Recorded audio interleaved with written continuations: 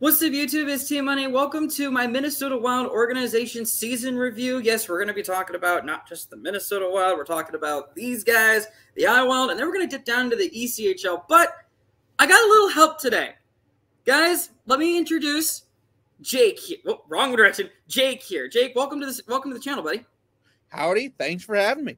Yeah, you're welcome. I mean, you're going to be the Minnesota expert here. I'm going to be the farm expert here. Sounds good. Hopefully I can at least give you some knowledge and knowledge basically here.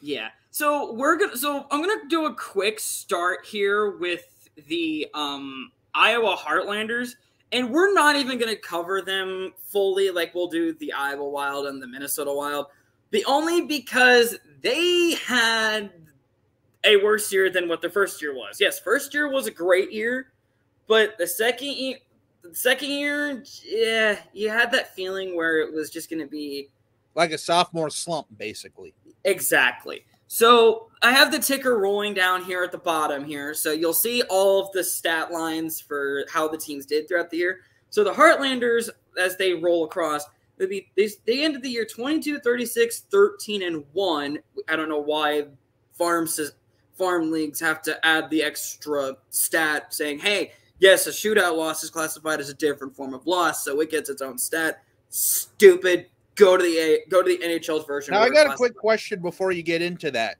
Does that also count as 1 point then? Do they do like point system like in the NHL? So yes. If you win, it's 2 points, and if you lose, it's still 1, or is it all overtime and shootout is 1 point? Overtime and shootout is classified as the same style of loss, just like the NHL is. It's still a point loss. Doesn't matter if it's a shootout. Doesn't matter if it's an overtime loss. And then a win is still 2 points? A win still 2 points, yes. Okay. Okay. So they finished last in their division, which is the Central Division, just like how Iowa and Minnesota is. I keep pointing to the right because on my screen you're to the right, but me pointing to the right means I got to point to the left. That's confusing. But, yes, they lost. They were dead last in their division for the second year in a row as the Cincinnati Cyclones took that one. But we're not going to get into that because we're not covering whatever organization the Cincinnati Cyclones are in. The one player I do want to mention for the Minnesota organization, if they end up keeping him around, because the ECHL, the Minnesota organization technically doesn't own the rights to players down in the ECHL, which is very weird in my opinion. So is Zach White. So who does then like run the ECHL and stuff like that? Like, is it just anyone? Yeah, it's actually just the whole. It's actually a different organization that actually owns the Heartlanders, but the Heartlanders are affiliated with Minnesota. It's stupid. I think Minnesota should, if Minnesota wants to have a good, successful farm system, they need to purchase the team within the next 2 to 3 years, because that means that teams like players like this guy I'm about to talk about right here, Zach White, who just had a good year his second year, 20 goals, 40 points, only a -1, which means that he didn't do very bad defensively. And I think it's 71 games in the ECHL. Don't quote me on that. But yeah, 20 goals, 40 points in 71 games played. That dude's got a wicked wrister, dude. I've seen some of the highlights. Do you actually do you follow the Heartlanders on Twitter at all? I may or may not. I honestly can't remember who I all follow on Twitter and stuff like that. I know I follow Iowa and Minnesota. I can't remember if I follow the Heartlanders too or not. I know I kind of peek by there every once in a while, but yeah, like I say, with most of my time divulging more with Minnesota and kind of between Minnesota and Iowa, at least as far as like the Wild organization and stuff like that's concerned, not really. If you get a chance to, definitely check out Zach White's highlights. Dude, he's got a wicked wrist shot. Now, what does he play? Is he a defenseman? Is he a winger? Or? He is a forward. He is not classified as a winger or a centerman. So that means he could be good in the face-off dot, which is what, honestly, I think Iowa's going to need in the future, and especially with Minnesota, because you don't know how long. I'm gonna throw this out there. It's gonna get heat when I say this. We don't know how long we're gonna have Kroger Kaprizov. We don't. Yeah. Because, yes, he's a great talent up there in Minnesota, but he may be gone in the next 7 years. Yeah. He's got a 5-year contract going right now. Yeah, and this will be next season, I think, will be year 3.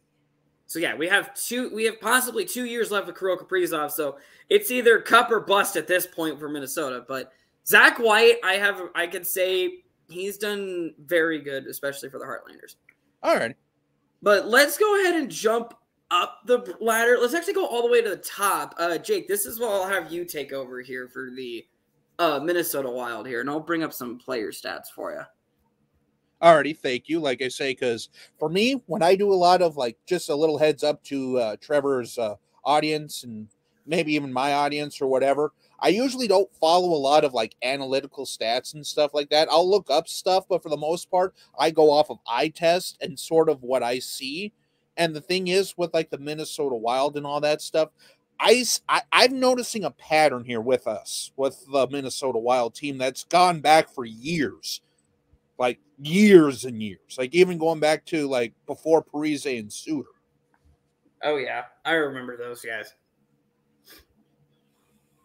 So yeah, Kirill Kaprizov was the team that led the team in points, goals, and power play goals. So it goes to show that we've got a guy for the power play up there in Minnesota. Mm-hmm. Zuccarello had a good year as well, with 67 points. Boldy, I miss Matt Boldy in Iowa. I really do. 31 goals throughout the year. I mean, that dude, Matt Boldy is going to be one of the best players when he retires. Oh, yeah. And like I say, between him, Kaprizov, and Eriksson Ek, those are the 3 main centerpieces and center points of this team. And potentially Brock Faber. Another name that's probably near and dear to your heart. Yeah. There's actually, I know we're talking Minnesota, but there's one name I want to throw out there. Joel Eriksson Ek.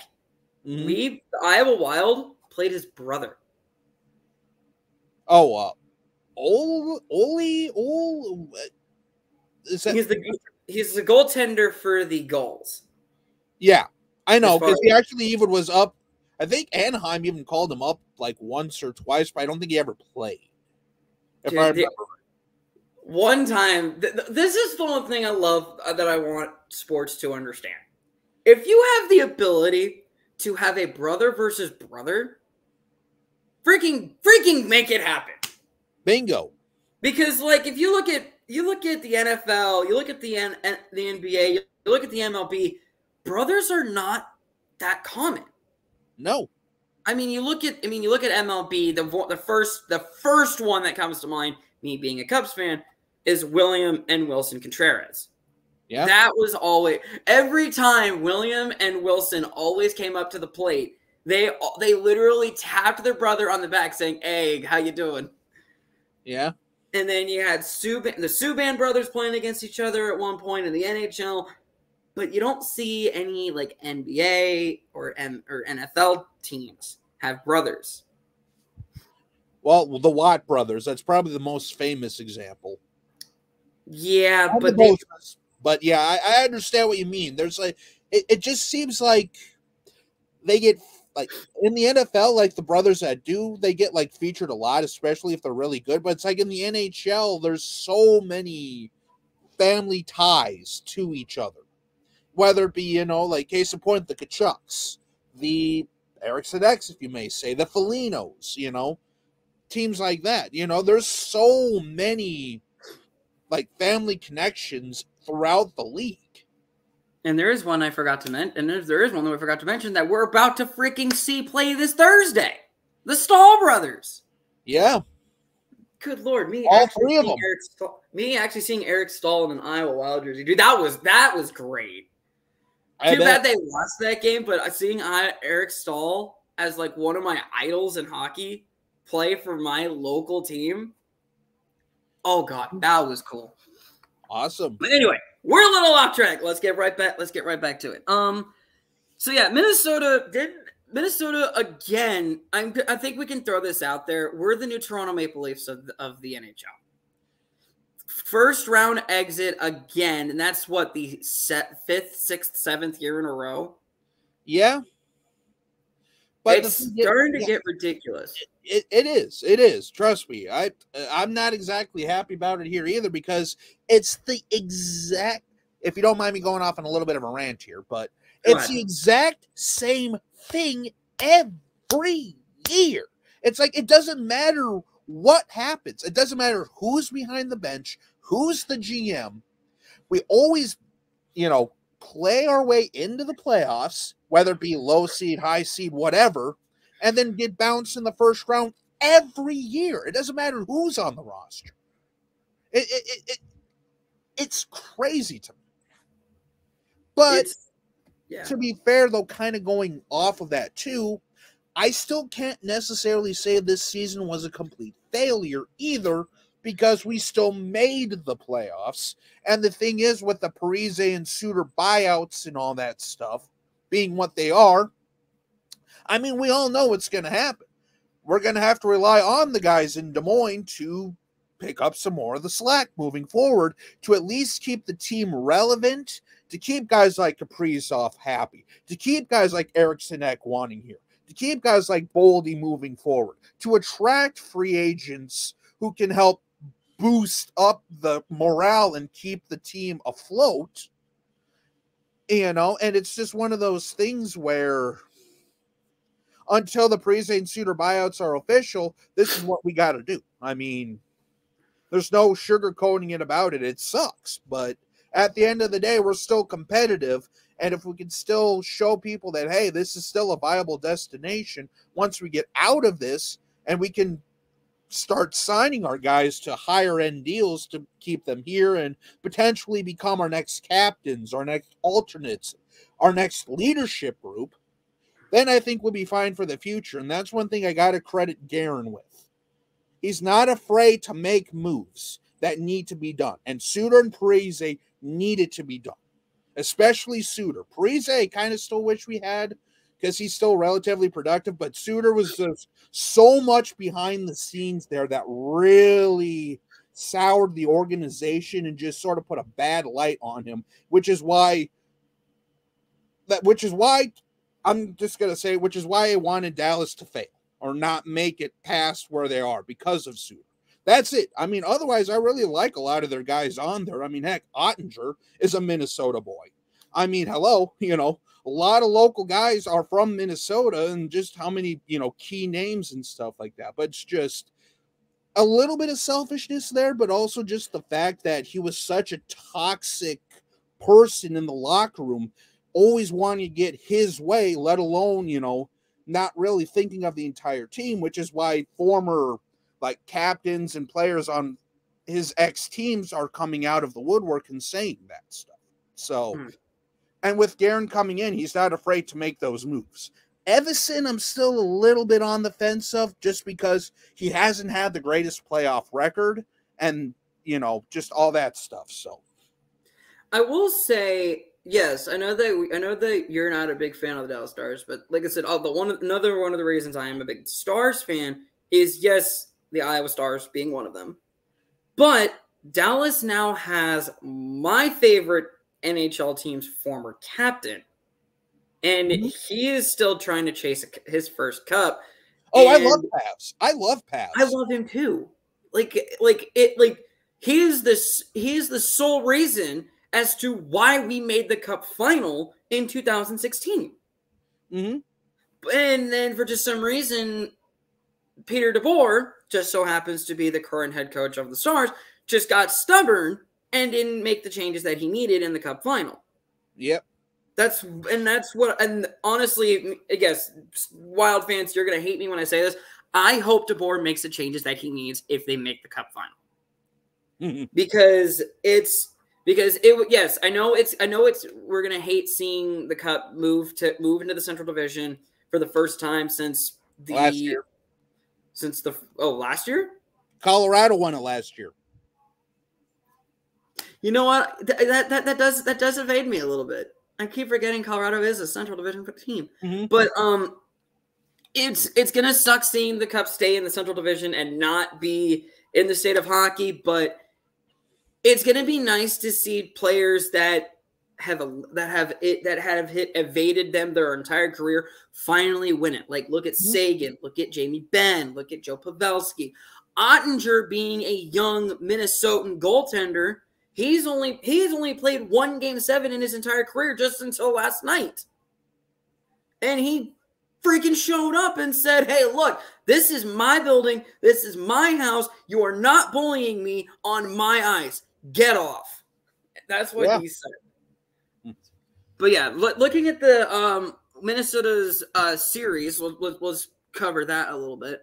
That game one, that game could have gone either way. Yeah. 100% could have gone either way. It was a 3-2 final in overtime. Double overtime. Double overtime, yes. I forgot about that. Kaprizov and Hintz exchanged goals within the matter of, you want to say 3 minutes? Because it was 19-12 of the first, and then 2:08 in the second. Mm-hmm. And then Jason Robertson, who couldn't buy a goal last night, scored his first.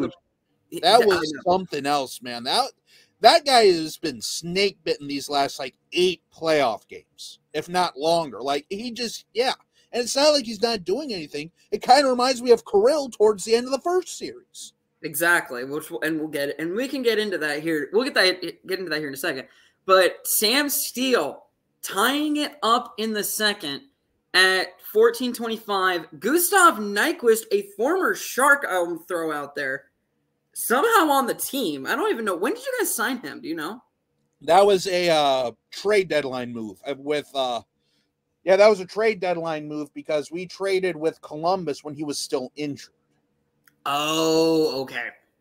I would say that's a good move because I've seen Nyquist play as a Shark. He was really good. Just the short stint that he. And another guy that I'm kind of glad, 2 quick signings that I'm really glad we re-signed. Marcus Johansson, who when he was with Boldy and this next guy, Freddie Gaudreau, I mean that line was arguably carrying us on several occasions towards the end of the season, going into the playoffs. And then Sam Steele gets the lone assist. I thought it was an unassisted goal until just now. Sam Steele gets the only assist in the double overtime winner by Ryan Hartman, giving Minnesota a 1-0 series lead.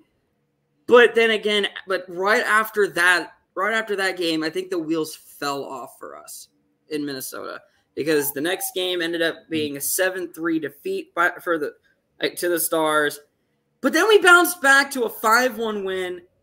And then we just couldn't find more than Marcus Foligno screwed us over in the last few games because this is one thing that really frustrates me about him. When he sees red, it's nothing but detrimental to us. And that's exactly what happened in games 5 and 6. I will say the penalty calls to Foligno on Game 5. Oh, don't even get me started on that either. Let me bring it up just a little bit. I won't go too far into it, but I think the refs had it out for him. Exactly. 100%. Yeah, dude, I mean, that wasn't even a knee-on-knee hit. Trust me, if Foligno wanted to lay a knee-on-knee hit, he'd make it work. The knee-on-knee was in Game 6. Still. But the interference call on Game 5, that was no. Yeah, it's bad when even the announcers who hate Minnesota, by the way, or at least it seems like it. But that's a different topic for a different video. They're even saying that at the very most that should have been a 4. Yeah, it should have been. I mean, it honestly, the one interference call I'm referring to was when Foligno went to body check the dude into the boards, which, if you call boarding, then yes, understandably, 100% boarding call. Mm-hmm. But interference after he just passed the puck, get out of here, NHL. Get out of here. The thing that really gets me, too, is it's what is interference? What is goaltender interference?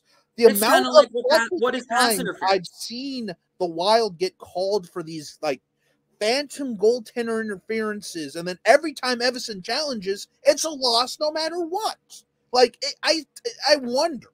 I mean, like I say, I don't want to go down like conspiracy alley avenue here, but it's just like it does make you wonder sometimes.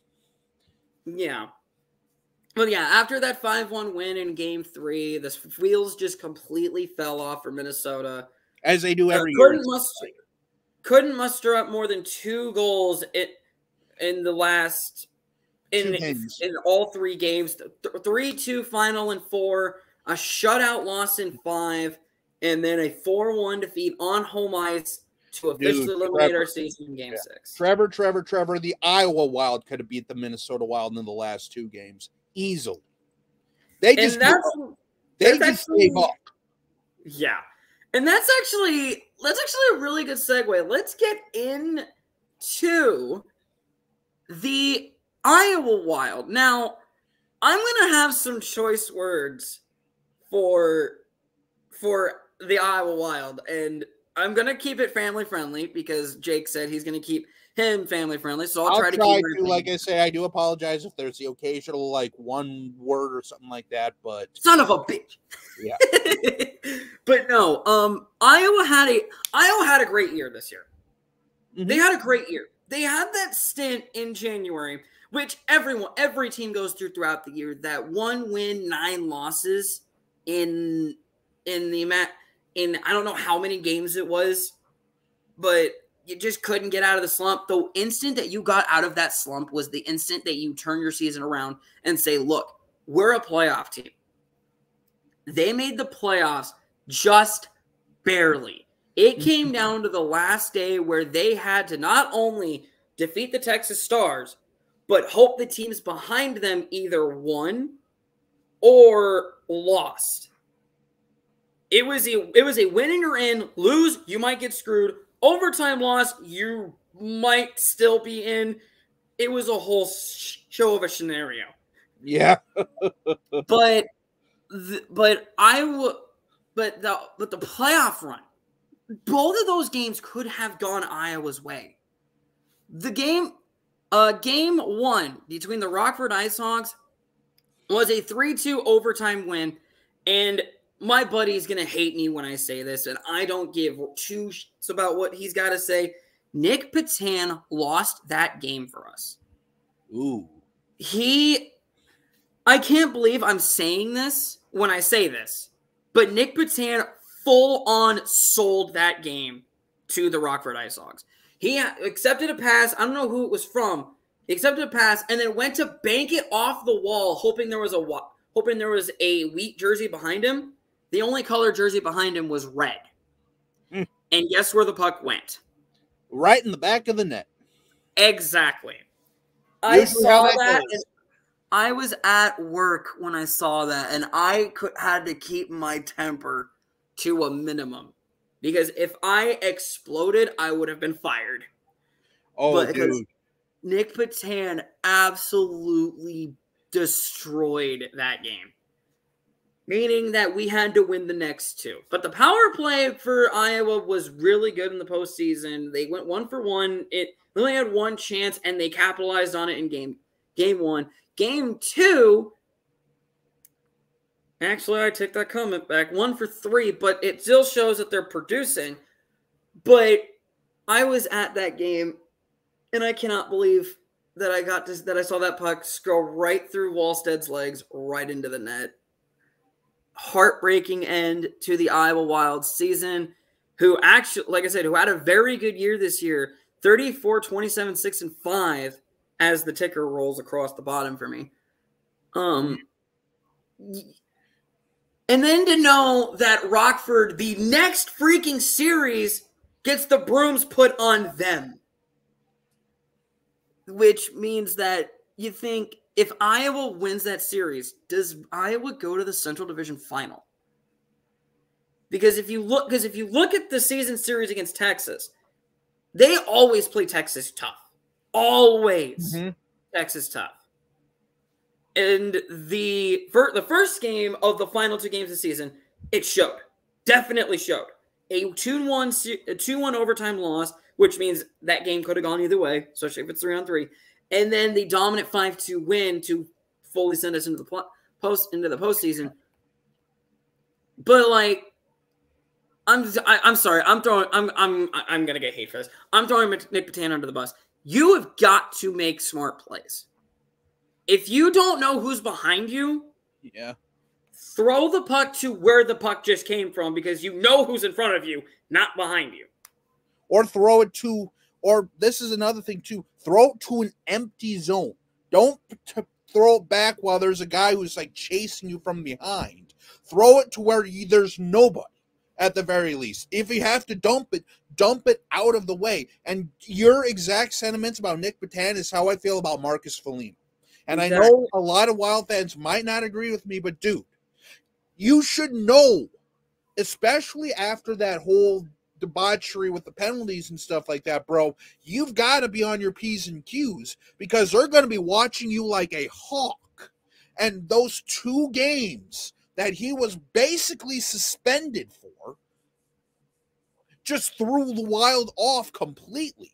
And for whatever reason, this goes back to multiple Minnesota sports. When they get punched in the mouth or adversity, they more often than not cower.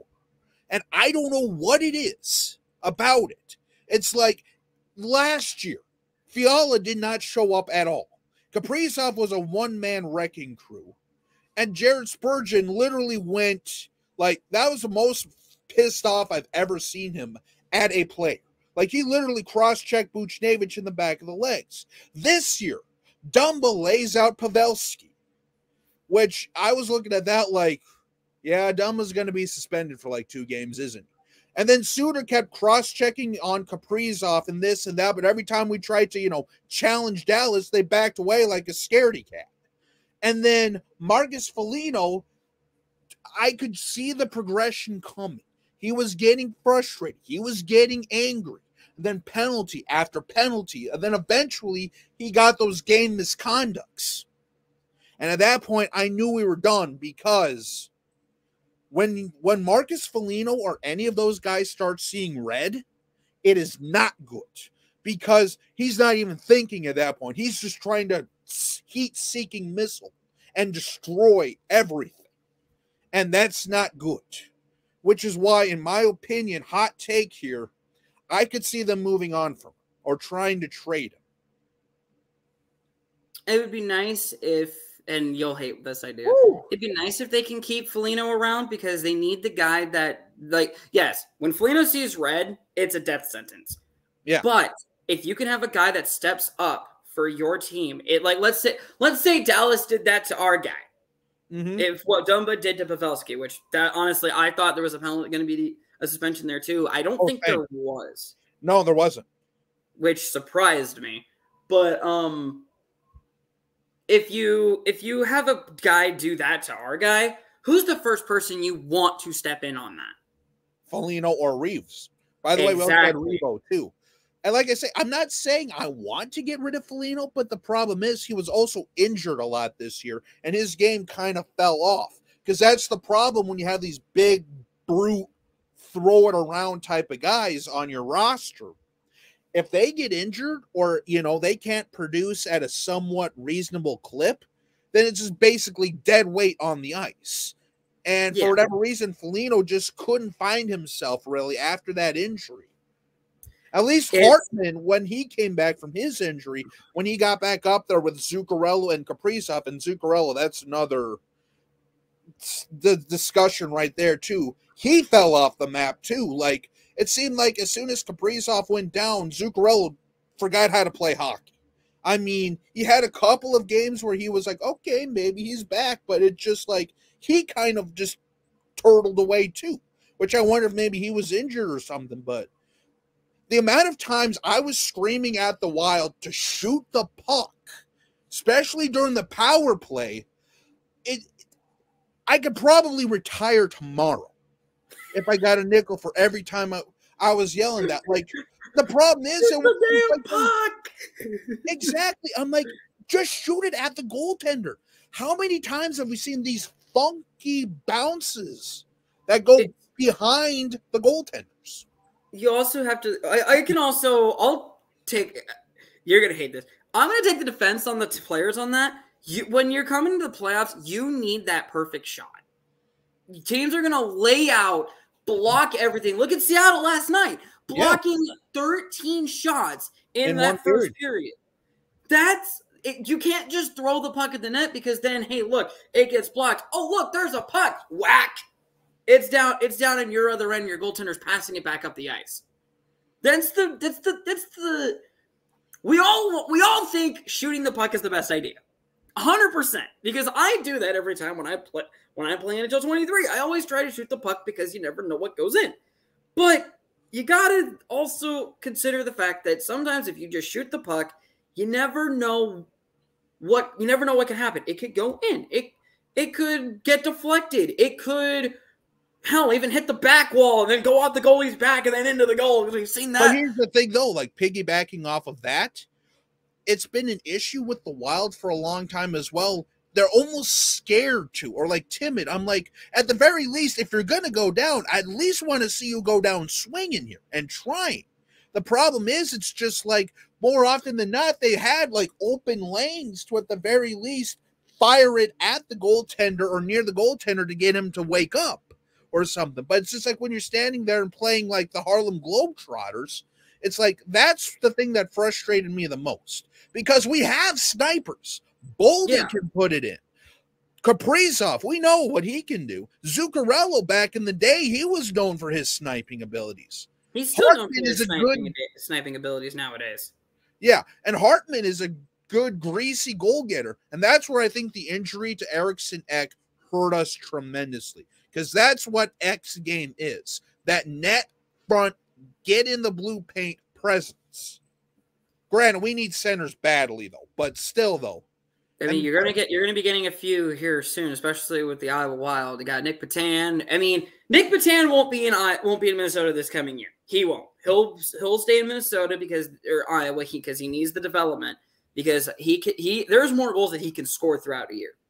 Mm-hmm. Yes, his goal total wasn't where we all were wanting it to be, but it was at a point where – hold on, let me pull it up really quick here.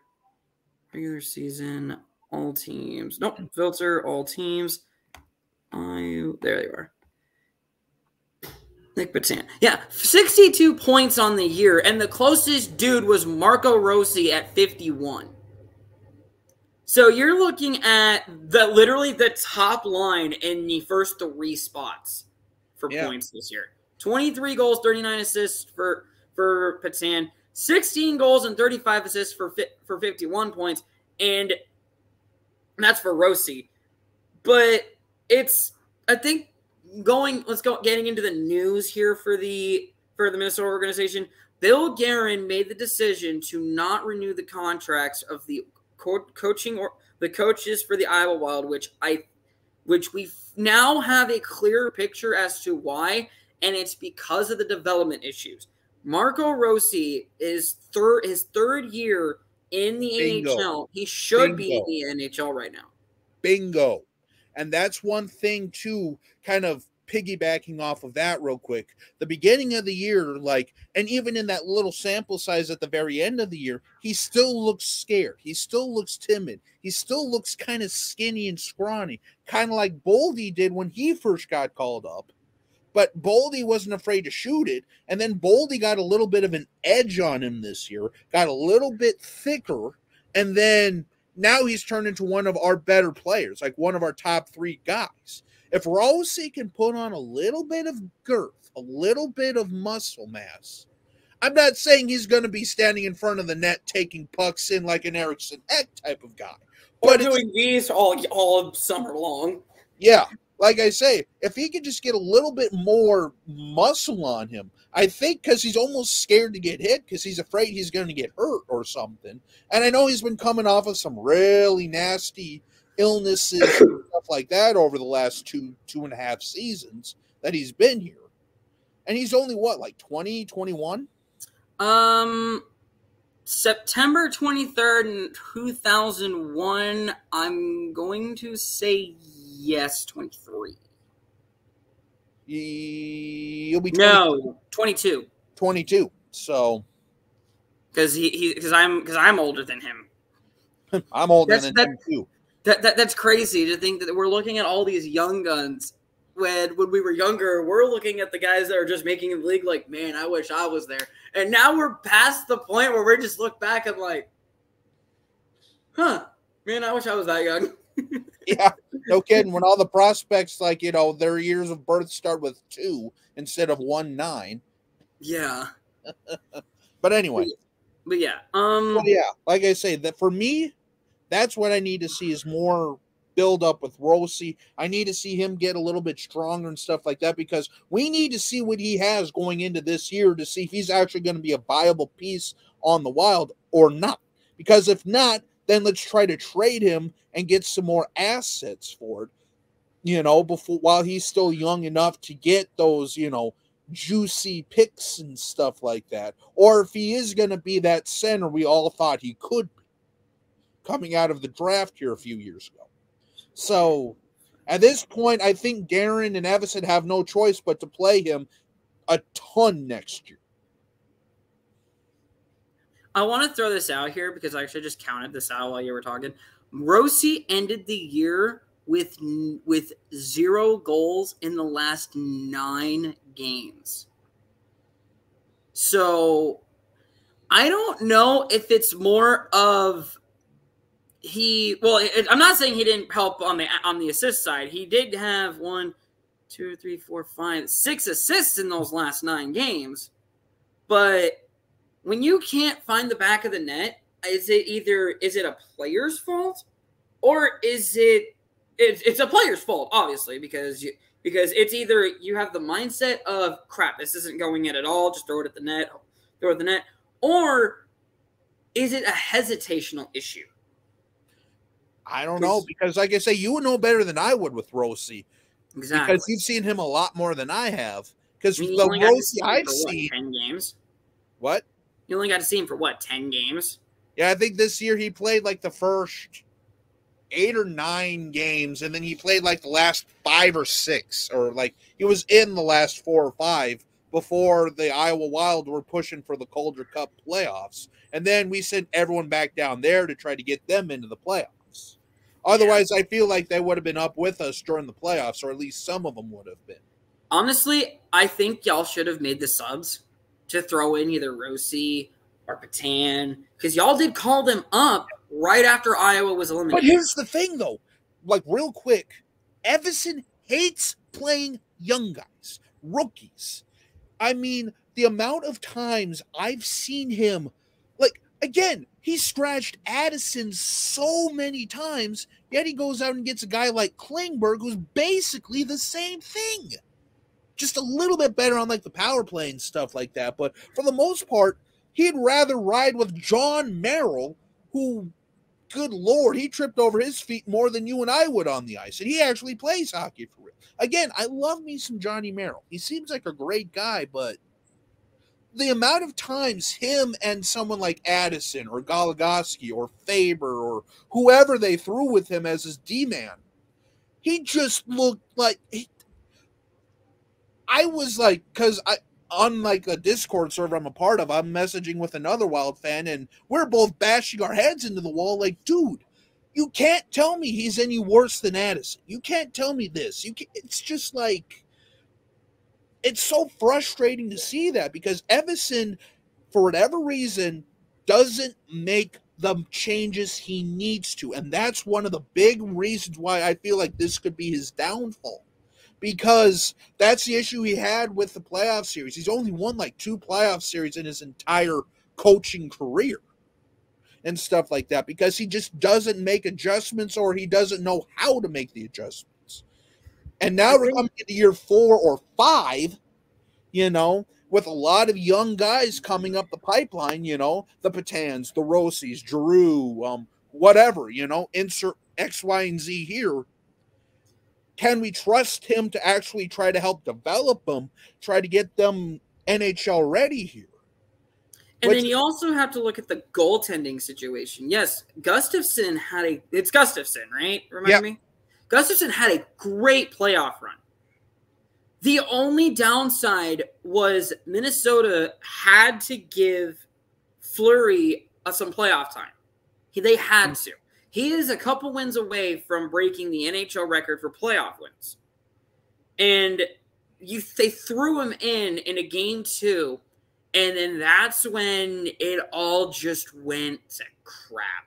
And I don't think Minnesota ever recovered from that. Yes, I love me some Flower. I love Marc-Andre Fleury. Yes, even when he was a Golden Knight and we kicked his arse in 2019, me being the Sharks fan here, 2019, we kicked his arse in Game 7. I still respect the dude through and effing through. The Heartlanders even made a jersey that Fleury even bought. It literally has a flower on it, and nice.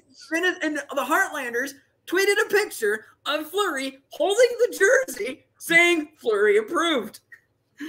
It was so good. They don't use the wheat jersey anymore. They actually changed it to black, which doesn't make sense to me.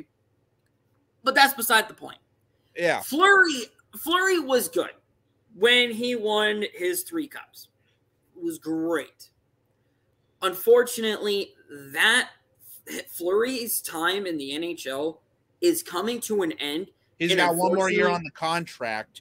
So basically what I kind of think, and this is, I don't know if you're thinking the same way I'm thinking, but what I feel this is especially if we re-sign Gustafsson to a few years, our potential tandem of the future is Gustafsson and Wallstedt, with Fleury being the placeholder until Wallstedt has enough experience and plays and stuff like that to be called up on a more full-time or backup basis, because during the preseason he looked all right. I mean, he looked like a goaltender. He didn't look like a scared rookie who's getting peppered by, 6-string defenseman or something like that. He actually looked like he had his moves, he had his style, he looked good. He looked like a potential future NHL goalie in a few years, whenever he gets his stuff up and going. So that is my hope, is that because Gustafsson's only like 25. He's not that old either. And now Talbot's gone from Ottawa, because we traded Talbot to Ottawa for Gustafsson during the whole draft last year and all that stuff. And honestly, that turned out to be the best decision for the Wild. Even though Cam Talbot did help lead the Wild to one of their that last year's playoff run. Oh yeah, and like I say, before they got traded. And to this day, if you talk to a lot of Wild fans, last year they made the wrong decision by just throwing Flower in the net the whole time and not giving Talbot the chance until Game 6. This year, Evason, I think the reason why he kept alternating the way he did there was because of what happened last year, and he was still a little hesitant about that. But I don't know. Like I say, I do not envy being a coach. I do not envy, having to make those lineup and roster changes, because, like I say, it's easy for you and me to sit behind the counter and be like, well, that was a bad decision. But it's another thing when you're the one who has to make the decision. It's another thing when you're Guerin, who's literally sitting up there, like, watching everything unfold and being like, well, what do we do now? Do we continue with the players we have? Do we push forward with Evason? Do we move on to someone new? Who do we trade for? And, do we trade for anyone? Do we trade off assets to go for the draft? Because the Wild over the last few years have been sort of right there in the middle, never like Connor Bedard sweepstakes level, but rarely ever like competitive Stanley Cup. We're that one Stanley Cup teams. We're that one team that's just like, oh, you're here, okay. Yeah. And it's just like me, like me with my Minnesota fandom, the only Minnesota team I follow is the Wild. Me being a Wild fan, I keep seeing that, like, okay, we finally have a local team in the playoffs because screw Chicago, screw St. Louis. Y'all have already got your cups. It's time for Minnesota to take one. Well, screw Chicago for another reason, but I'm not going to go down that rabbit hole. Well, I'll just throw it out there. It's because of Bedard. No. I'm talking about I'm talking about earlier. I'm talking about. Oh, yeah. 10. Okay. Yeah, I know which one you're talking about. I don't care about Bernard. I mean, look, they had the odds. They were third in the league for Bernard odds for a reason here. That doesn't bug me. It's the whole 2010 thing. Yeah, but and then fun fact, they go on and beat my Sharks in 4 to go on to win the cup. Isn't that kind of ironic? Yeah. But me watching Minnesota for God, I don't even know how long anymore, because I know that I've been like distantly following them since I became a Sharks fan. Like, what you doing over there, type of thing. Mm-hmm. And then when the Iowa Wild came to town, I'm like, okay, now I got to actually start following these guys. Every year, it's just been like, okay, hey, we made it past the first round for once, and then that's the last time we made it out of the first round. Mm-hmm. Or hey, you know what? We had a bad start, but we managed to make our way in the playoffs. Maybe this year is different. Bang, freak injury happens. Bang, bad penalties happen. Bang, we just ran out of gas. I mean, like every year, it's the same thing, and it gets to a point where, as a fan, or as a GM, you're thinking, well, what do we have to do here? Like, because do you blow it all the way up to restart from scratch, or do you just keep going after, you know, getting like these players who can potentially, you know, build for the future and be like a Stanley Cup championship now? Or because the worst thing you can be is what the Wild are, stagnant in the middle, because you're not going to get that blue chip prospect that could take you over, but you're also not a championship caliber team. I mean, let's just be honest here. The Wild we knew weren't going to be necessarily fighting for the cup year in and year out, especially with, again, the Parise and Suter buyouts. But then again, you also look at all the professional analysts, as they're supposed to be. They're the ones that are saying, "Hey, Minnesota is actually good enough that they can make it out of the first round, and heck, even probably the West Final for the first time ever." I believe they can. We have the players. We have the talent. It's just for some reason, I don't know if it's in their heads. I don't know if it's Evason behind the scenes. I don't know if it's just whatever the case is. We have, I mean, hell, between Kaprizov, Boldy, Eck, Zuccarello, you know, we have grit, we have grind, we have good goaltending. There's no reason it couldn't be us in the conference finals. I will say, I think there is one injury that you are missing in this one. I think this one kind of goes under the radar because I've seen him play down here in Iowa, that it kind of hurt to see him get injured the instant he gets called up, and that's Mason Shaw. Oh, yeah. Yep. Mason Shaw was Iowa's captain when he got called up. They actually had to give the captaincy to another person midway through the year, which I've never seen that before in any league. Oh yeah, Mason Shaw and the thing is too, it's his 4th ACL. And it's the same leg? I can't remember which leg it was. If it was the right or left. I think it was the right, if I remember right. Because that was a nasty option. Yeah, because that was during, if I remember right, that was during the I think it was the last Winnipeg game of the year when that happened. Because Shaw was going after a puck, and he slipped and fell, and bang, right into the boards. Ooh, knee first? If I remember right. I mean, you could probably look that up and just type Mason Shaw on, like, YouTube sometime, and then, because I can't remember exactly what happened, but I know it was like he hit the ice, and we could tell right away it wasn't good. Because during the Pittsburgh game, Eriksson Ek took a puck off the shin, and as soon as I saw that, I'm going, well, we're hosed. Well, I didn't say hosed, you know, it started with F and rhymed with fire truck, but you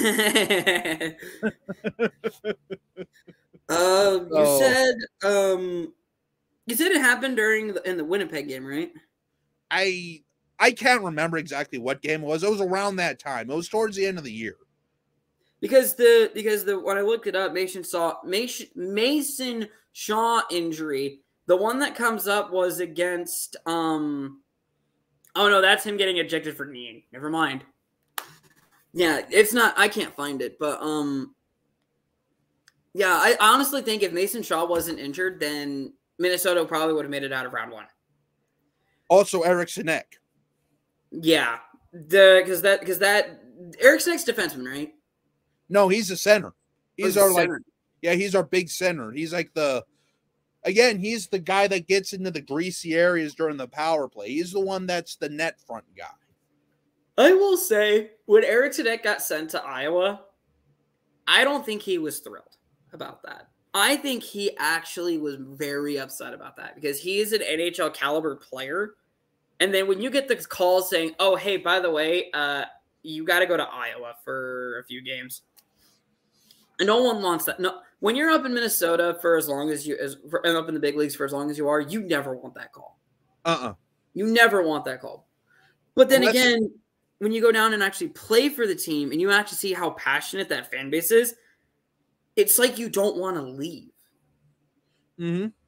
And that's the one thing that I don't like about the American Hockey League and how the team always cycles their players. Well, yeah, every year you have new players getting called up to Minnesota, and then you have to pull players from your other pool. So it's literally a revolving door. You know, you have guys coming from Iowa to Minnesota and then back from Minnesota to Iowa, and then you have taxi squad. Then you have to call up guys from ECHL who might not be ready, and then you have to send them back. So it's literally just a carousel, especially with the Minnesota Wild having all those top prospects. I mean, the Minnesota Wild was ranked as like the top farm system in the league this year by, I want to say it was like Sports Illustrated or something like that. I know that they were the top in the last couple of years. I think they might have been this year. I know that they were in the last couple of years. I just can't remember the exact year. And again, which what makes, like, you know, you being an Iowa Wild fan, me being a Minnesota Wild fan, following the organization, so frustrated because we got the talent. Exactly. So what is going on? Is it between the ears? Is it between the pipes? Is it the guy who's calling everything? Is it, you know, what is it? Like, because we got the guys who can get it done. We can't constantly always blame management because they're not the ones that they're the ones that brings the players in, but it's the coaches that put them on the ice. Yeah. But and if you're Bill Guerin, you got to be like throwing your head against the wall because not only do you have to focus on the Minnesota Wild, but like you said, Guerin didn't renew the contracts for the Iowa Wild coaches. So now he's got to focus on the farm system too, because I don't know, does Iowa have a GM? They did. Tom Curvers was our GM before he passed away. So Bill Guerin took the reins of being both the GMs of. So yeah, like I say, now he's got to fill in multiple roles like that because he's got to make sure that the guy he fills in for in Iowa can run the Iowa Wild the way he wants the Iowa Wild run for his organization for Minnesota. So that way, when they call up, he doesn't have to worry about, you know, telling Guerin, hey, you have to work with this guy, or, you know, he can just basically say, you know what? If you put him in, he might not be an Eric Sinek. He might not be a Boldy, but he's still like 75%, and he can still get a goal in the back of the net for you in a key situation. Yeah, and I also want to bring up the goalie situation again. Yes, we have Jesper Volstead as a really good goaltender, but you can't rely on goaltending just by itself. It's an entire team effort that wins championships. Yes, the phrase defense wins championships, but my argument to that is you have to have the offense to back up the defense. Bingo. You can't just constantly rely on the defense to win the game. You got to have that balance because you got to be because that's one thing that again frustrated me about the Wild is I saw for the Minnesota Wild, we can get into shootouts and win. We can get in like 8-7, 7-6, 9-8 type of games and win. But our bread and butter is our 2-1, 3-2 defensive-oriented games, which we've won plenty of those too. So as Guerin, you're again smashing your head against the wall. Like, what do? We have a team that can win multiple different ways. But the problem is we've had so many discipline issues too with like we were like one of the most penalized teams this year for right for wrong. And, you know, and then Everson literally every other call was blowing a gasket on the coaching bench. Yeah. So it's going to be interesting moving forward, just how we move forward, basically. Yeah. I want to look at one thing really quick here because I wanted to see how bad we were penalty-wise.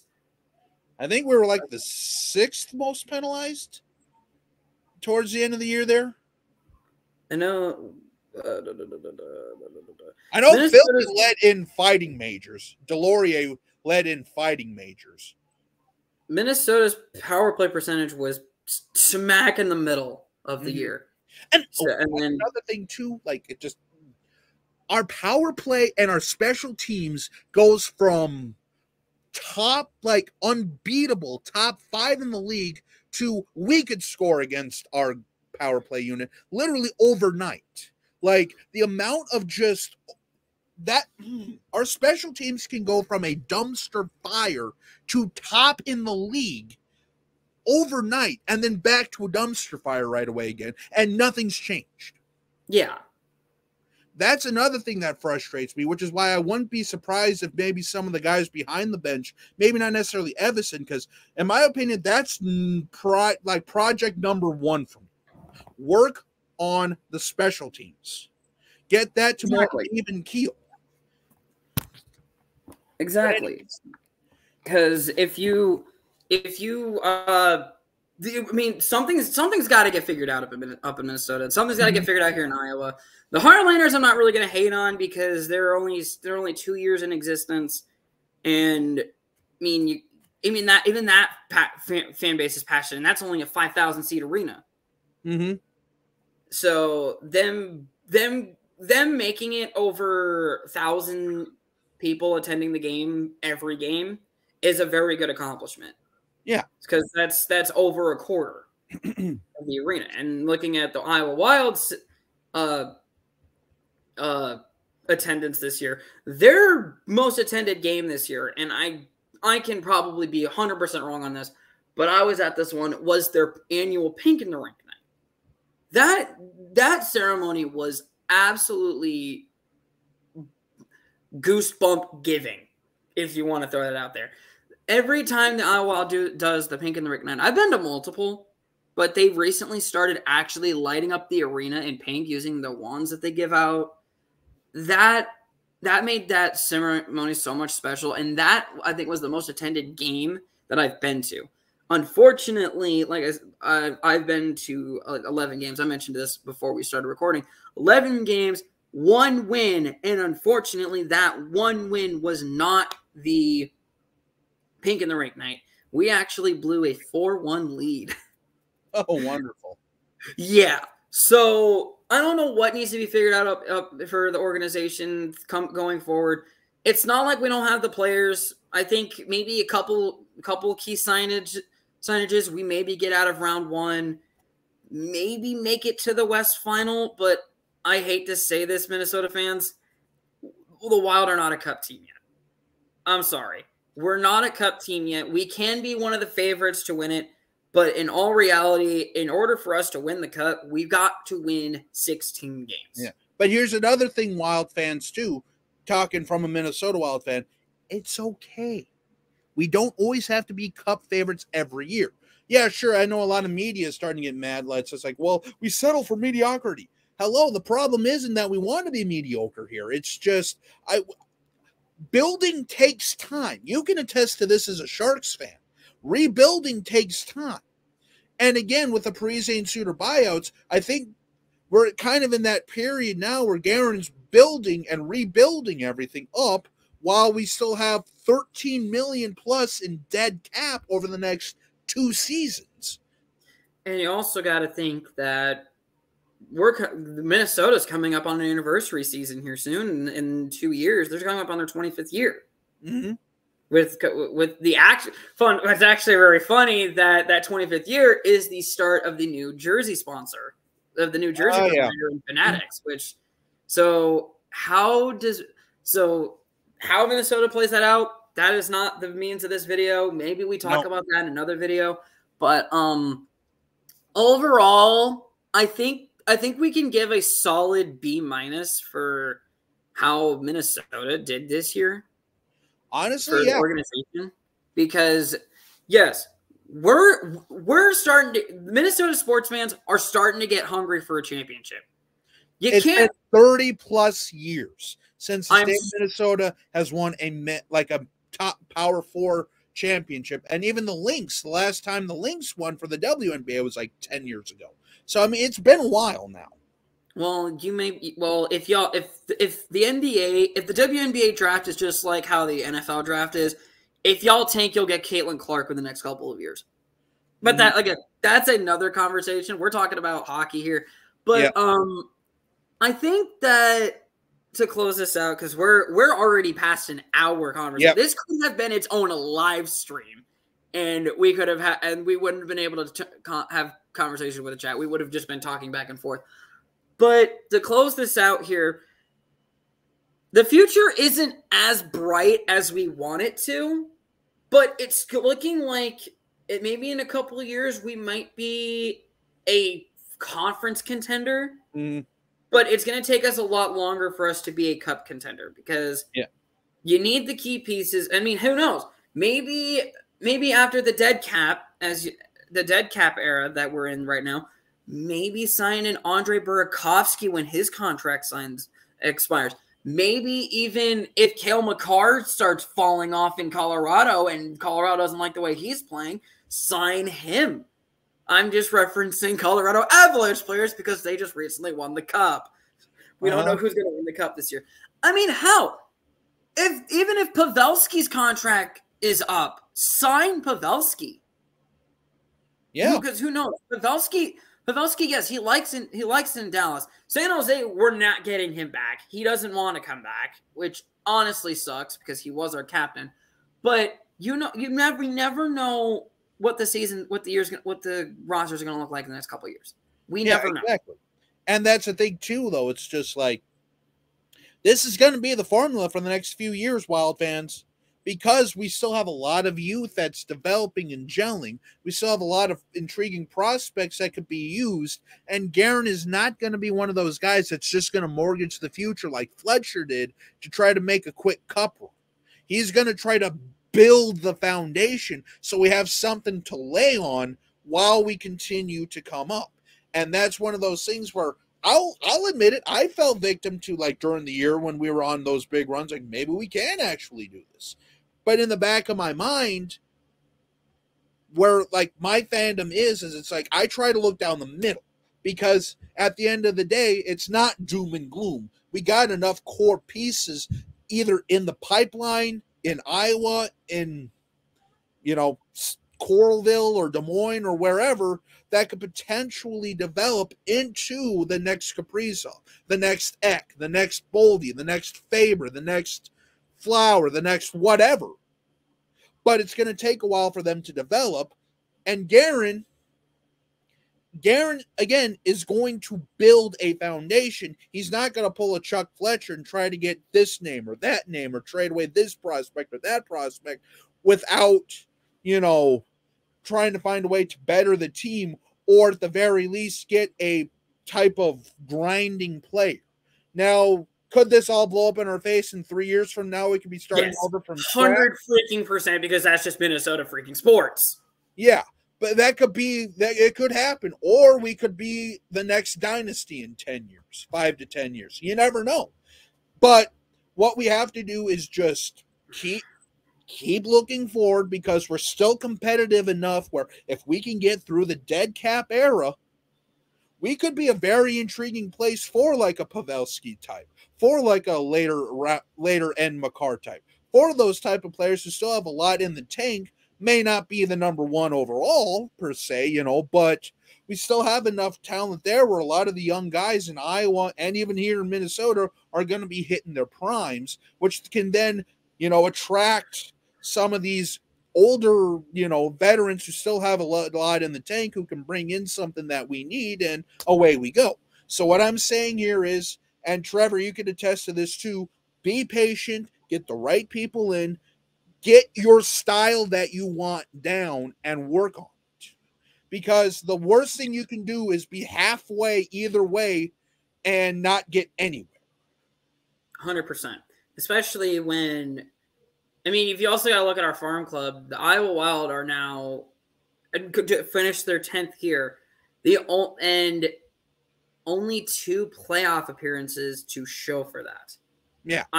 The next 10 years, whoever Bill Guerin decides to hire for the Iowa Wild for head coach, he has to have playoff experience. Bingo. It has to have the mentality of knowing what to do in key situations. Like that, yes, that long losing streak in the entire month of January, yeah, that every team goes through that. But if you have a good enough coach, stuff like that doesn't happen. Mm-hmm. So look at Boston. But then again, we can't compare us to Boston because I mean, yeah, you want to talk about the choke of all chokes right there? Holy! But anyway, like I said, we can do another episode on that later on down the line. Oh yeah, and we can also look at and I'll just reference one more. We can also look at Tampa Bay back in 2019. That could be a massive debate. I mean, maybe that'll be a Twisted Members stream if you got. Yeah. So, do you have any other final thoughts before we close this out, Jake? Well, basically, just like I say, I mean, this was a lot of fun. I definitely like talking sports here because, hey, I mean, as a Minnesota fan or as a fan of a team in the Midwest and stuff like that, more often than not, we tend to watch our teams get just absolutely crotch-shotted so many times over and over that you almost become numb. And it doesn't matter who is behind the bench, what the coaches are. But I'll tell you what, though, come October, the state of hockey will be rocking this green, and the Iowa Wild fans will be rocking the same shades. It's just one of those things where fandom is differently around here, potentially. I'll throw out one more. So do they continue rocking the jersey that's on you, or do they rock the 2 that's currently above both your shoulders? I don't know, honestly, because I heard rumors that they were thinking of coming out with a 3rd jersey for next year. And plus, that was also something I remember seeing on a prototype video. There was actually a Minnesota Wild prototype back in the Koivu days where it was like a black and green and... I remember that jersey's actually still on eBay. It is a Minnesota Wild green prototype that's got the same design as Jake. Do you want to show off your jersey really quick so that way you know? It's got that stripe. It's got the stripe in the middle, but instead of the main crest, they brought the cursive logo. Mm-hmm. Which, not gonna lie, I'm a real big fan of because Minnesota doesn't use that logo anymore. Nope. Iowa adopted that. Yeah, when they switched over to Adidas, they went to this logo. And that jersey design, and I'm gonna say good switch. They needed that. But then again, we got a lot to look forward to, especially this coming off season. Maybe I'll release a video with Jake here when it comes to the head coaching signing of the Iowa Wild, and then maybe some roster moves because we still have about 4 weeks left in the playoffs. Mm-hmm. And who knows, maybe I'll do a couple Stanley Cup final streams if I'm able to. But Jake, thank you for tuning in, joining me on this video. I mean, dude, this was fun. Oh yeah.